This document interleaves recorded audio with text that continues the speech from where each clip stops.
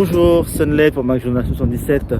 Je suis devant le château de Randy où s'y déroule actuellement une exposition qui s'appelle Les yeux dans les yeux. À ce qui passe, c'est une exposition extraordinaire.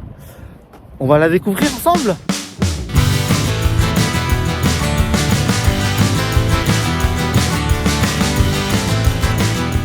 Cet espace, c'est donc l'étendard. C'est donc un endroit dans l'exposition où on fait intervenir un artiste, et la commande qui lui est faite, c'est qu'on puisse présenter ses œuvres, mais qu'il y ait aussi une participation du public.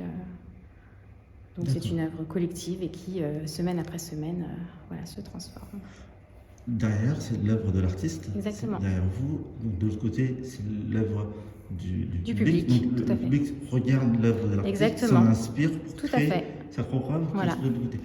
Mais est-ce que l'œuvre de l'artiste va évoluer au fil du temps? Non, celle-ci a priori, Erwan me corrigera, mais non, celle-ci va rester telle qu'elle. Et par contre, voilà, on est une équipe de médiation qui est là pour expliquer le travail d'Erwan Gomez et après inviter le public à participer à cette œuvre collective. Donc, s'ils ont besoin d'un petit coup de main, elles sont là aussi. C'est la première fois que vous faites tout type de... Non, l'étendard, c'est la 9e édition et c'est quelque chose qu'on souhaite faire perdurer et qu'à chaque exposition du musée, il y ait une édition de l'étendard avec ce même dispositif participatif. Parce que c'est quelque chose qui fonctionne des vraiment artistes très bien. du territoire. En fait. Exactement, du territoire ou au-delà. Enfin, on ne se donne pas de limite. C'est plutôt les rencontres aussi qui font notre choix d'artistes. Cette œuvre-là est une installation. J'ai essayé je travaille essentiellement sur le thème du cabinet de curiosité. Donc c'est un thème sur lequel j'ai travaillé à la fac lors de mon mémoire et j'en suis jamais sorti. D'accord. Donc qu'est-ce qu'il y a dans ce cabinet de curiosité? Alors déjà les cabinets de curiosité désignent au XVIe et XVIIe siècle des lieux étonnants dans lesquels on collectait du sol au plafond toutes sortes de bizarreries. Et là j'ai essayé de proposer une accumulation d'objets qui ont tous leur place dans une symbolique qu'on peut retrouver dans certains rites, dans la sorcellerie de campagne, dans certains mythes ou certains contes par exemple.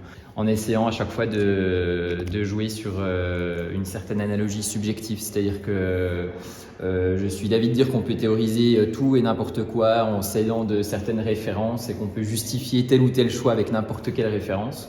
Donc je préfère laisser le public se créer ses propres mythes personnels et se créer ses propres références, on va dire. Il faut faire appel en tout cas à ses propres références pour trouver du sens derrière chaque objet. Alors cette œuvre participative, donc l'objectif c'est de réaliser des insectes imaginaires, hybrides, en utilisant plusieurs opérations plastiques et en essayant de créer des effets de texture avec le papier. Donc ce qui était intéressant, c'est que quand je suis venu présenter mon travail il y a quelques temps, il y avait autant un très jeune public qui avait participé qu'un public beaucoup moins jeune, et pas forcément des parents, mais il y avait toutes sortes de publics, des ados, des pré-ados, donc c'était vraiment fascinant en fait de voir tout le monde à l'œuvre pour cette œuvre participative. L'installation qui est au plafond, donc c'était en lien avec l'exposition qui se tient en ce moment, donc Les yeux dans les yeux, qui se rattache au thème du portrait. Et chaque main représente en fait le portrait d'une personne qui a changé le cours de ma vie. D'accord. C'est un petit peu mes tournants, on va dire, les tournants de ma vie. D'accord.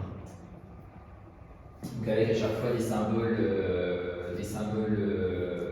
qui représentent les personnes en question.